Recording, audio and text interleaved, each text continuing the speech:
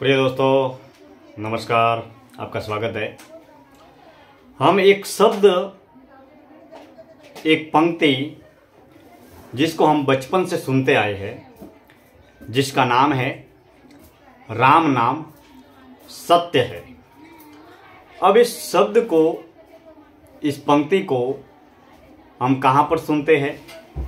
जब भी किसी भी व्यक्ति की मौत हो जाती है, निधन हो जाता है और वो मौत की अवस्था को जब प्राप्त कर लेता है, और मौत को प्राप्त करने के बाद में जब उस व्यक्ति को अपने घर से जलाने के लिए शमशान भूमि में दाह संस्कार के लिए लेकर जाया जाता है, तब एक व्यक्ति बोलता है राम नाम सत्य है। और उसके पीछे जितने भी जो भी उनके रिश्तेदार, मित्र, समाज वाले, गांव वाले, उनके पड़ोसी या उनके दाह संस्कार में शामिल होने वाले जितने भी लोग होते हैं, वो दोहराते हैं राम नाम सत्य है। अब इस पंक्ति का, इन शब्दों का भावार्थ क्या है, जिनको हम बचपन से सुनते आए हैं। जब हम घर परिवार में अन्य लोगों से एक दूसरे से मिलते हैं तो अभिवादन के रूप में हम सभी को हाथ मिलाकर या हाथ जोड़कर कहते हैं राम राम साहब या राम राम, प्रणाम, नमस्कार। ये अभिवादन सूचक शब्द है जिसमें ईश्वर का भी नाम है और अभिवादन भी इनमें शामिल है। अब भजनों में हम बोलते हैं जय सिया राम, जय श्री कृष्ण इत्यादि शब्दों का इस्तेमाल करते हैं।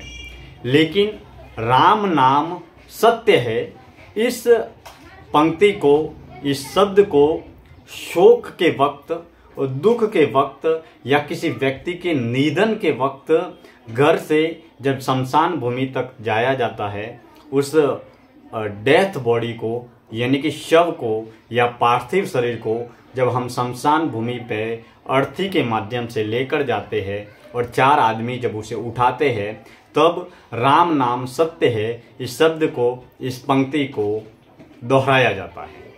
अब राम नाम सत्य है, इसका आध्यात्मिक विश्लेषण क्या है, इस शब्द का अर्थ का भावार्थ क्या है, इस विषय पर मैं प्रकाश डालूंगा, जहां तक इस शब्द को और इस पंक्ति को मैं समझता हूं या समझ पाया हूं।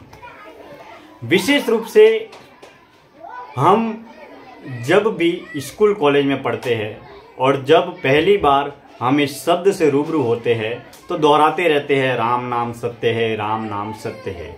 इस शब्द का शाब्दिक अर्थ ये है कि राम नाम जो है वो सत्य है, यानी कि राम नाम से तात्पर्य है ईश्वर का, परमपिता परमात्मा का।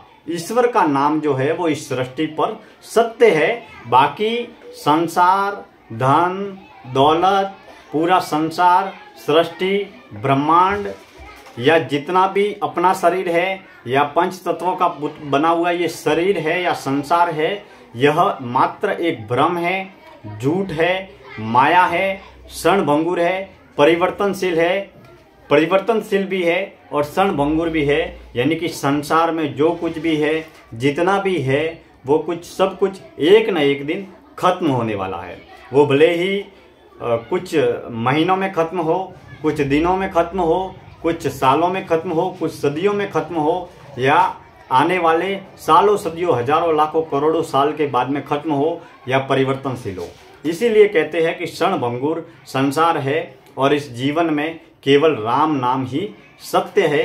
परमपिता परमात्मा का नाम, ईश्वर परमपिता परमात्मा ही इस धरती पर सत्य है। यह सारांश है इस पंक्ति का। यानी कि बाकी जो भी जितना भी है वह क्षणभंगुर भी है, नश्वर भी है, परिवर्तनशील भी है, और यह संसार कहते हैं कि भ्रम है, झूठ है, मायाजाल है, भ्रम जाल है। यानी कि इस धरती पर वास्तव में जो सत्य है वो ईश्वर है, परमपिता परमात्मा है। इस बात को हम इस तरीके से भी समझ सकते हैं जैसे कि एक व्यक्ति जब नींद में होता है और नींद में जब वो सपने को देखता है, तो सपने को देखता है तो उसे सिनेमा घर की जगह तरह, चलचित्र की तरह, टीवी की तरह उसे पूरा का पूरा राजमहल, ताजमहल, घर, परिवार, जंगल, झाड़ियाँ, मिठाई, सपने में जिन दृश्यों को देखता है तो वो सपना हकीकत में लगता है। वास्तविक रूप से वो देखता है कि वास्तव में ये मेरे को दिखाई दे रहा है। लेकिन उस वक्त इस व्यक्ति को आभास या अनुभव नहीं होता कि मैं नींद में हूँ और यह मात्र मेरे को सपना दिखाई दे रहा है।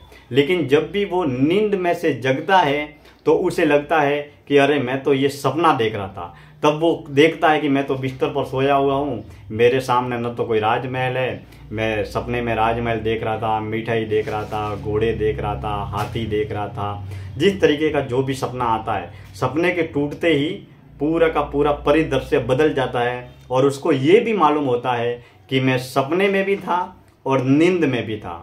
यानी कि नींद से जगने के बाद में आपको ये आभास होता है कि मैं नींद में था और नींद में सपने में था। यानी कि जैसे ही सपना टूटा जैसे ही नींद टूटी वैसे ही सपना टूटा, और सपना टूटा वैसे ही आपका पूरा परिदृश्य बदल गया।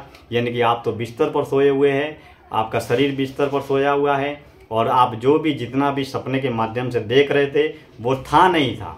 एक आभासी दुनिया थी, एक कपोल काल्पनिक दुनिया थी जो होती नहीं है और दिखती है। तो ये भौतिक स्थूल सांसारिक जगत भी है, वो मिथ्या है, भ्रम है, झूठ है। यानी कि इसका जिस तरीके से जब आदमी की नींद टूटती है तो उसे मालूम होता है कि मैं तो मात्र सपना देख रहा था, एक चलचित्र देख रहा था, एक काल्पनिक दुनिया में खोया हुआ था।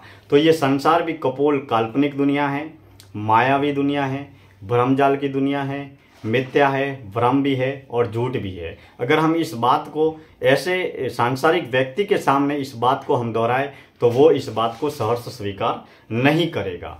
लेकिन जब भी व्यक्ति बुढ़ापे में मौत के पास में पहुंचता है और धीरे धीरे पंच तत्वों का ये स्थूल शरीर बुढ़ापे की ओर अग्रसर होने लगता है, तब उसकी आंखें खुलने लगती है और जब वो मौत की अवस्था तक पहुंचता है तब उसे ये आभास और अनुभव होता है कि वाकई में मैं एक कपोल काल्पनिक दुनिया में जी रहा था। इस धरती पर वास्तव में जो सत्य है वो ईश्वर है, परमपिता परमात्मा का नाम है, ब्रह्म है, जो दृश्य के रूप में हो या अदृश्य के रूप में हो, जो पूरे इस सृष्टि को, संसार को, ब्रह्मांड को, जो अदृश्य शक्ति जो चला रही है वही इस धरती पर वास्तव में सत्य है। परमपिता परमात्मा का वही वास्तविक रूप है। इसी वजह से कहा जाता है कि इस धरती पर राम नाम ही सत्य है। इसके अलावा इस धरती पर कोई भी कुछ भी न तो सत्य है और न ही वास्तविक है। यानी कि जब हम इस संसार में जीते हैं, ये स्थूल शरीर जो हमारे सामने दिखता है, इसकी सारी जरूरतें, गाड़ी, बंगला, कार, धन, दौलत, पद, पुरस्कार, नाम इत्यादि जितने भी सांसारिक प्रलोभन है वो मात्र इस स्थूल शरीर की जरूरत है, सूक्ष्म शरीर की जरूरत नहीं है। यानी कि इस सृष्टि पर, इस संसार पर जो भी दिखता है वो है नहीं और जो नहीं दिखता है वो है। यानी कि ईश्वर एक अदृश्य शक्ति के रूप में इस धरती पर विद्यमान है और जब भी हम मोह माया जाल के इस बंधन से छूटते हैं या मोह का बंधन जैसे ही टूटता है और जैसे ही हम वैराग्यवादी सोच के जरिए इस संसार को समझने लगते हैं, तब हमारे अंदर इन विचारों का जन्म होता है कि जन्म क्या है, जीवन क्या है, मौत क्या है, ईश्वर क्या है, परमपिता परमात्मा क्या है। तब हमें ये आभास होता है कि इस धरती पर वास्तव में सत्य क्या है। यानी कि सत्य और ईश्वर की खोज एक अनंत यात्रा है और कुछ गिने चुने लोग होते हैं जो इस सत्य और ईश्वर की खोज में लगे रहते हैं, जुटे रहते हैं। बाकी तमाम लोग सांसारिक जगत में देह तल पर जीकर अपना जीवन खत्म कर देते हैं और मौत को उपलब्ध हो जाते हैं। यानी कि जहाँ तक यह बात सत्य है कि ईश्वर ही सत्य है इस धरती पर, बाकी सब कुछ क्षणभंगुर है, सब कुछ परिवर्तनशील है और एक न एक दिन खत्म होने वाला है। यानी कि हम जब नहीं थे तब भी ईश्वर था, हम अभी वर्तमान में हैं तब भी ईश्वर है और हमारे खत्म हो जाने के बाद भी ईश्वर रहेगा। यानी कि हमारी आत्मा अजर अमर है और दूसरा इस धरती पर, इस सृष्टि पर जो इस पूरे संसार को चलाता है वही ईश्वर सत्य है। यह बात जिसे हम कहते हैं शमशान भूमि में जाते वक्त या दाह संस्कार करते वक्त कि राम नाम सत्य है। राम का तात्पर्य यहाँ पर परमपिता परमात्मा से है, ईश्वर से है, जो इस धरती पर सत्य है, अजर है, अमर है और प्रतिपल प्रति क्षण हर घड़ी हर वक्त हर जगह विद्यमान है, जिसे हम ईश्वर के रूप में, परमपिता परमात्मा के रूप में मानते हैं। अलग अलग धर्मों में अलग अलग नाम के माध्यम से जिसे हम जानते हैं, यानी कि यह शरीर एक न एक दिन खत्म होने वाला है, यह मानव जन्म और मानव जीवन एक न एक दिन खत्म होने वाला है। लेकिन परमपिता परमात्मा का नाम अजर है, अमर है और वही इस धरती पर सत्य है, जिसकी वजह से जब आदमी 50 साल, 60 साल, 70 साल की उम्र में या बुढ़ापे में या जवानी में जब भी मर जाता है, तो इस शब्द को दोहराया जाता है कि इस धरती पर सब कुछ नश्वर है, क्षण भंगुर है, खत्म होने वाला है। पंच तत्वों का ये पुतला पंच तत्वों में मिलने वाला है। शमशान भूमि में यह शरीर जलकर राख हो जाता है और राख बनकर हवा में उड़ जाता है। लेकिन जो ईश्वर का नाम है वही सत्य है, राम नाम सत्य है, जिसकी वजह से राम नाम सत्य है इन शब्दों को बार बार दोहराया जाता है और संसार में रहने वाले तमाम लोगों को ये जागरूक किया जाता है, सचेत किया जाता है कि जिस तरीके से यह व्यक्ति अर्थी पर सोया हुआ है और उसको शमशान में जल रहा है, ठीक उसी तरीके से इसी यात्रा पर प्रति व्यक्ति को एक न एक दिन जाना है।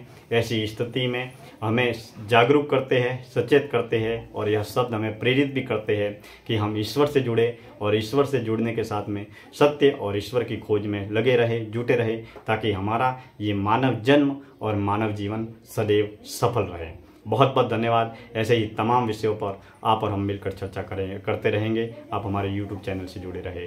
तहे दिल से बहुत बहुत धन्यवाद। मैं दिनेश्वर माली आप सभी का तहे दिल से हार्दिक आभार व्यक्त करता हूँ। जय श्री राम। धन्यवाद।